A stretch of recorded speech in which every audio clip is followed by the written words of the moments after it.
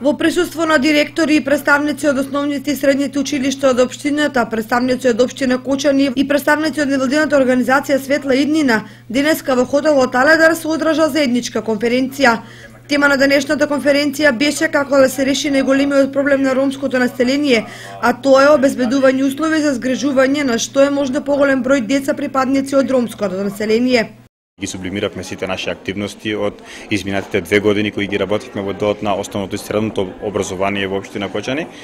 Јас се надевам и сум убеден дека имавме доста убави моменти, резултати на кои што и вие ќе бидете сведоци како медиуми.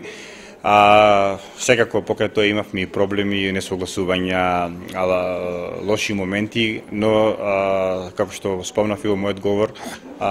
со добрата соработка со сите институции пред се, со добри соработници ги надминувавме и секогаш имавме компромис и јас верувам дека во една таква динамика и во една таква атмосфера ќе продолжиме и во иднина да работиме. И верувам дека ние во сите изминати 12 години како Светлина даваме принос, ќе продолжиме да даваме, институциите до нас ќе продолжат да не поддржуваат и да на некој начин ја доближиме реалната проблематика на ромите во делот на образование до институциите за да можат тие да креираат соодветни политики кои што понатаму ќе одговорат на реалните потреби.